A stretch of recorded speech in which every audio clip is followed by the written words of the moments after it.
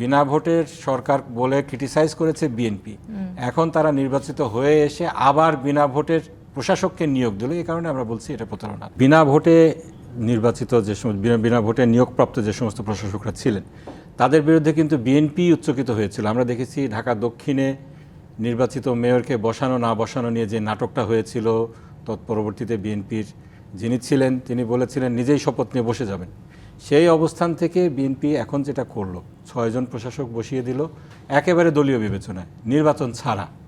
এটা তো আসলে জনগণের সাথে সুস্পষ্ট প্রতারণা। কারণ আপনি স্থানীয় যে সরকারগুলো রয়েছে, স্থানীয় যে প্রশাসনগুলো রয়েছে, এখানে নির্বাচন দেন, নির্বাচন দিয়ে নির্বাচিত প্রতিনিধিদের মাধ্যমে যে জনসেবাটা রয়েছে সেটা নিশ্চিত করেন। যেভাবে কথাটা আসলো যে আসলে মূল সমস্যা যেখানে, সেখানে হলো কাউন্সিলররা না থাকার কারণে জনসেবা এখানে ব্যাহত হচ্ছে। এটাকে আপনি তো অ্যাড্রেস করতে পারছেন না। এখন প্রশাসক বসানো হয়েছে, তারা সরকারি কর্মকর্তা, তারা দলীয় বিবেচনা নিয়োগপ্রাপ্ত নয়।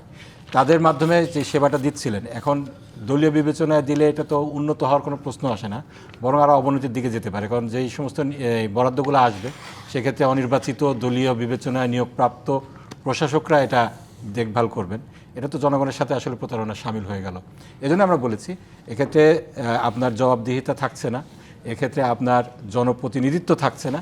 এই সমস্ত কারণে আমরা বলেছি এই স্থানীয় সরকারের যেই পজিশনগুলো রয়েছে, কাউন্সিলর, মেয়র এবং উপজেলা চেয়ারম্যান, এইগুলো আসলে নির্বাচনের মাধ্যমে আমাদের যেই এখানে বেশ কিছু আইনি জটিলতাও আছে। এটিও আসলে অনেকে বলার চেষ্টা করছেন, যদিও আমি যদি ভুল না করে থাকি, যদিও আপনি আসলে আইন বিশেষজ্ঞ, আইন অনুযায়ী মেয়াদ শেষ হওয়ার পূর্ববর্তী 180 দিনের মধ্যে সিটি কর্পোরেশন নির্বাচন আয়োজনের এক ধরনের বাধ্যবাধকতা রয়েছে।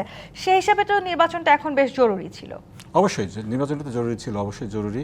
দীর্ঘদিন নির্বাচিত প্রতিনিধি না থাকার কারণে এবং গ্রাসরুট লেভেলে নির্বাচিত প্রতিনিধি একেবারেই না থাকার কারণে জনসেবা কিন্তু মারাত্মকভাবে বিঘ্নিত হচ্ছে। এজন্য সরকারের কাছে যেটা আহ্বান আমরা জানিয়েছি, এই স্থানীয় সরকার নির্বাচনগুলো অতি দ্রুত দিয়ে দেওয়া দরকার এবং স্থানীয় প্রতিনিধিদের কাছেই। বিশ্বের নানা প্রান্ত থেকে রেমিটেন্স লেনদেনে নগদ নিয়ে এলো হার না মানা হার অফার। সর্বনিম্ন 10,000 টাকার রেমিটেন্স নগদে পাঠালে স্বর্ণের হার জেতার সুযোগ।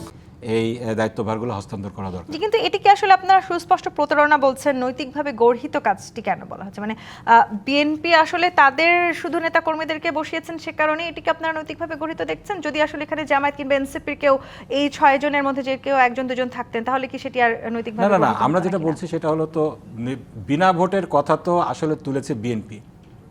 বিনা ভোটের সরকার বলে ক্রিটিসাইজ করেছে বিএনপি। এখন তারা নির্বাচিত হয়ে এসে আবার বিনা ভোটের প্রশাসককে নিয়োগ দিল। এই কারণে আমরা বলছি এটা প্রতারণা। এক্ষেত্রে তাদের উচিত ছিল সেটা অতি দ্রুত নির্বাচন করে নির্বাচিত জনপ্রতিনিধিদের হাতে ক্ষমতাটা হস্তান্তর করা।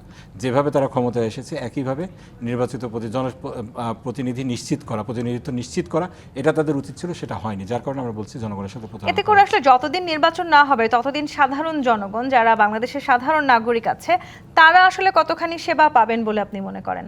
তারা তো সেবা পাচ্ছে না, তারা তো সেবা থেকে বঞ্চিত হচ্ছেন। বিভিন্ন কাউন্সিলগুলোতে যে সেবাগুলো দিয়ে থাকেন কাউন্সিলররা, সেগুলো তো হচ্ছে না। ওয়ার্ড কমিশনার থেকে শুরু করে অনেক জায়গায় যেই ভ্যাকুয়ামগুলো রয়েছে, এক একজন সরকারি কর্মকর্তাদের উপরে অনেকগুলা পজিশনের দায়িত্ব দেওয়া, অনেকগুলা পোস্টের দায়িত্ব দেওয়া আছে।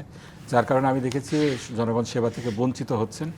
যেই সেবাগুলো তাদের প্রাপ্য, সেটা ঠিক মতো করে তারা পাচ্ছেন না।